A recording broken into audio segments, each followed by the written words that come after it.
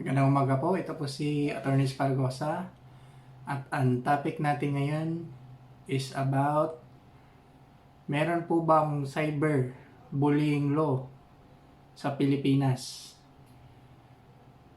Before going to our topic, i-define muna natin kung ano yung definition ng bullying.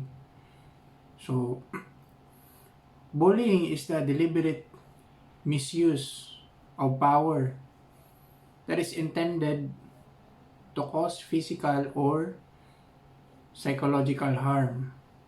So, in Tagalog, ito yung mga ugaling nang-aaway, ng lalait ng kapwa, namamaliit or nagmamaliit ng kapwa, nangangantsaw, nanunukso, nagmumura, nananamantala, at pangbabastos sa kapwa. So, ito lang po yung ibang mga synonyms ng bullying. Yung bullying sa Philippines, matagal na po ito. However, to answer the question of whether or not the Philippines has this Anti-Cyberbullying Act or law, yung answer po is wala pa po. Sa kasalukuyan po, as of this moment, merong propose na batas na iminungkahi sa Kongreso. But this is just a bill. So this is House Bill 5718 or yung Anti-Cyberbullying Act of 2015. So since this is a bill, hindi pa po ito nakapasa sa 3 reading before it becomes a law. So until this moment, nakabinbin pa rin to sa Kongreso natin. But nonetheless, let us look into kung ano yung integral or important content ng proposed bill po na ito. So, under this bill, cyberbullying is specifically defined as those acts of cruelty committed using the internet or any form of electronic media or technology that has the effect of stripping one's dignity or causing reasonable fear or physical or emotional harm. So, ang keyword po nito is stripping one's dignity po. So, if a person uses these avenues, let's say sa Facebook, sa Twitter, sa Instagram, and his app is directed to a certain person with an objective of stripping him of his dignity, then the same may be classified as cyberbullying. So, ano po ba yung mga offensive acts na nakapaloob sa proposed bill po na ito? So, first, repeated sending of offensive, rude, and insulting message. Sa nakalakihan po ng mga tao ngayon, almost lahat po hindi na po ignorante ng social media. So, dati po yung social media was just ginagamit lang po pang post ng mga pictures. Pero ngayon, ito pong social media na ito, ginagamit na po para sa paninira ng ibang tao through the use of offensive or rude messages against a person. So, isa po yan sa acts of bullying and under the proposed bill. Distributing derogatory information about the victim. Derogatory information means yung mga information na nakakasira sa reputation ng tao na hindi naman totoo at calculated yun para i-lower down yung status niya sa community natin. So, third, posting or sending offensive photos of the victim, whether these are digitally altered or not, or were taken with or without consent with the intention to humiliate and embarrass the victim. Ngayon po, siguro po maraming sa atin or mga bata na medyo complacent po sa pag-i-edit ng photo po ng ibang tao without due regard kung meron ba silang natatapakan or consequences sa kanilang act. Now, even without this proposed cyberbullying na law, hindi po tayo allowed to use the picture of a person then i-edit natin siya based sa mga gusto natin without his consent. So, bawal po yun. So, ang consequence po yun kung magre-reklamo yung tao. So, pwede po kayong reklamo under the cybercrime prevention law. Ganun po. So, take note that the posting or sending of the offensive photos of the victim, yung intention nito is to humiliate and embarrass the victim. So, ang question dyan is that, what if wala siyang intention to humiliate and embarrass the victim? Magsiset in pa din po ba yung cyberbullying? So, the answer is yes. Because the primordial na consideration dyan is yung effect sa tao and not yung effect sa the one who posted it. So, if yung tao na nag-post ng photo, wala lang yun sa kanya, but yung taong ginamit yung photo, nasaktan. So, that would be enough or sufficient para ma-charge ka ng cyberbullying. So, breaking into an email, social networking, or any electronic account, and using the victim's virtual identity to send, upload, or distribute embarrassing materials to or about others. So, iwasan po nating mag-login po ng ibang account. Now, I understand that we Filipinos, meron tayong mga cellphones, pero yung cellphones natin, sometimes hindi exclusive yung mga information dyan. Sometimes may mga emails na naka-register dyan. So, my suggestion is that refrain from using email accounts na hindi po sa inyo for the purpose of pranking, let's say pranking the victim. Bawal po yun. So, maharap po tayo sa serious trouble niyan.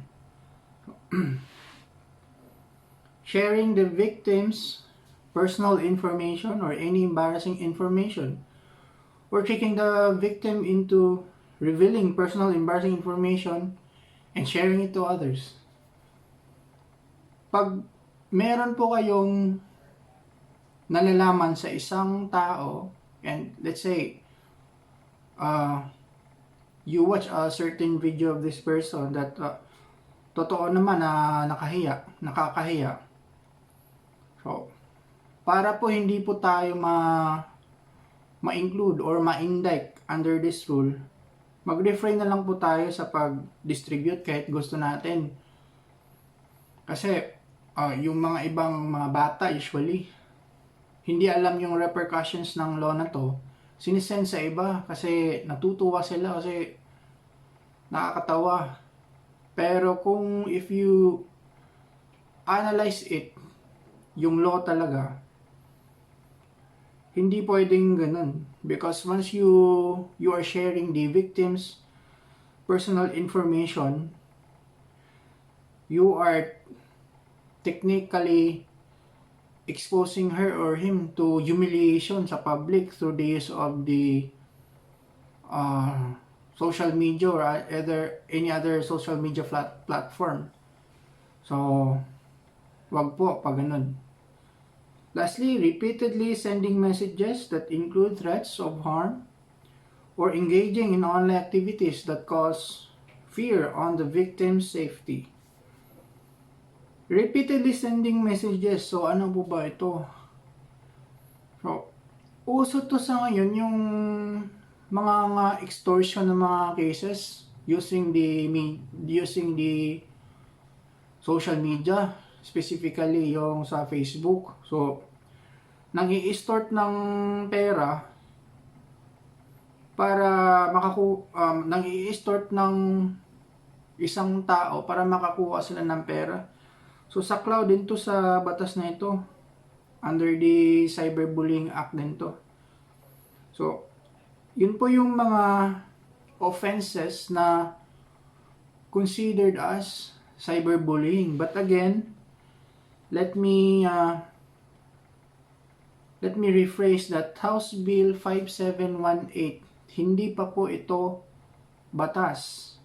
This is still a bill. Kasi nakapending po ito because hindi po ito nakapasa ng third reading. So, bago po kasi yung bill magiging batas, kailangan po makapasa ng 3 reading yan. So, itong House Bill 578 or the Anti-Cyberbullying Act of 2015 is, as of this moment, hindi pa po batas. So, what now? Ano po, since hindi pa po ito batas, the question now is, meron po bang bullying na law sa Philippines? So, meron pong bullying na batas sa Philippines, pero limited po yung covered ng mga complainant nito. So, ito yung the Anti-Bullying Act of 2013 or the Republic Act 10627. So, Republic Act 10627 or the Anti-Bullying Act that aims to protect children enrolled in kindergarten, elementary, secondary schools, and learning centers from being bullied. So, from that objective po ng batas na to, napaka-limited po na pwedeng maging biktima nito. So, if you are the complainant and of age na po kayo, hindi nyo po pwedeng gamitin tong Anti-Bullying Act because this only applies to minor victims. There is a clause dito sa Anti-Bullying Act of 2013 which says that if yung mga bullying acts or those acts which refers to any severe, repeated use by one or more students of a written, verbal, or electronic expression, or a physical act or gesture, any combination thereof, directed to another student, is used by way of is committed by way of using the internet, then pwede po yung cyberbullying. But then again, this applies only to minor victims. So minor victims may be cyberbullied online under this law. But hindi po siya applicable if the victim is of age, or let's say 18 years old and up. So, if the person is indeed bullied online, but he is of age, 18 of age and up, maghahanap po tayo ng alternative na charge against the respondent or yung tao. So, since hindi po applicable tong Anti-Bullying Act of 2013 sa mga complainant na of age, kasi ito is primarily is primarily created to protect children from being bullied either physically or through the internet. So, ano po yung magiging natin dito? Magiging remedy kung sakali binuli talaga tayo. So, to be exact, if you are bullied online, so the person uses the social media or any other electronic platform to cast imputations against you that might damage your reputation. As of this moment po, yung saktong charge is violation of Republic Act 10175 or the Cybercrime Prevention Act of 2012. So, bale, since yung respondent pinost niya yung mga malicious imputations online, your charge should be libel under Article 355 of the Revised Penal Code in relation to this law, or Article 355 of the Revised Penal Code in relation to Republic Act number 10175 or the Cybercrime Prevention Act of 2012. So, bakit po libel siya na nirelate sa Cybercrime Prevention Act? So, since wala pa pong existing na cyber libel law ng Pilipinas or yung cyberbullying na law ng Pilipinas, ito yung alternate na charge. So, generally libel siya kasi gumamit yung tao ng mga malicious imputations para sirain po kayo. Nirelate po siya sa Republic Act 10175 because the person use another avenue or use the social media para sirain po kayo. So, in that case, ito po yung magiging kaso niya. So, libel in relation to the Cybercrime Prevention Act of 2012. So, wag po tayong magkamali sa mga actions natin kasi maraming nako-confuse sa matter na to. So, inuulit ko po, kung meron tayong mga bata na binubuli online, then that is good. Pwede po silang ma-file ng violation of the pwede po silang ma-file ng cyberbullying in relation to the Anti-Bullying Act of 2013.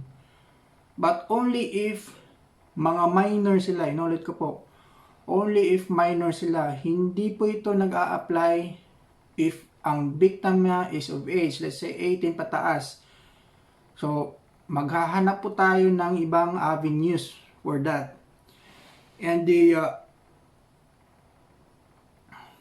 exact alternative charge will be libel under Article 355 of the Revised Penal Code in relation to Cybercrime Prevention Act of 2012. Okay? Ano po ba yung penalty ng libel in relation to the Cybercrime Prevention Act of 2012? Ang penalty nito nagre-range po ng imprisonment from 6 months to 1 day to 8 years. Yun yung minimum. Pero if you say maximum na pwede siyang makulong, the maximum would be 8 years to 10 years and up. So that is from medium period to maximum yan. So yan po yung penalty ng Cybercrime Prevention Act. So interestingly, babalik po tayo dun sa House Bill 5718 or yung proposed Anti-Cyberbullying Act of 2015. So, in the event po na makapasa na ito, let's say ngayong taon, baka magtanong po kayo, ano po yung penalty ng imprisonment nito? So yung penalty of imprisonment nito ranges between 6 months and 6 years or both at the discretion of the court. So kung tignan natin, mas mataas pa rin yung penalty under our existing Cybercrime Prevention Act, which is from 8 years to 10 years, medium to maximum na yan, kaysa sa dito sa Proposed Anti-Cyberbullying Act of 2015.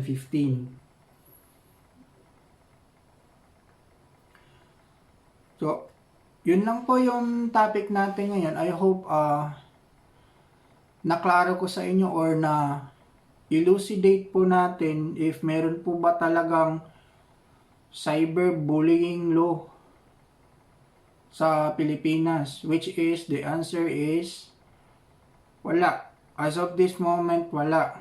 Kasi proposed bill pa lang. Pero let's hope baka sa susunod na mga months pag ma-press na to or makapasa na sa ikatatlong reading, eventually magiging law na to after its publication. So, pwede na nating magamit po itong proposed na law na ito. But as of the moment, we will use the alternative na charge under the Cybercrime Prevention Act of 2012. Maraming salamat po. At God bless po.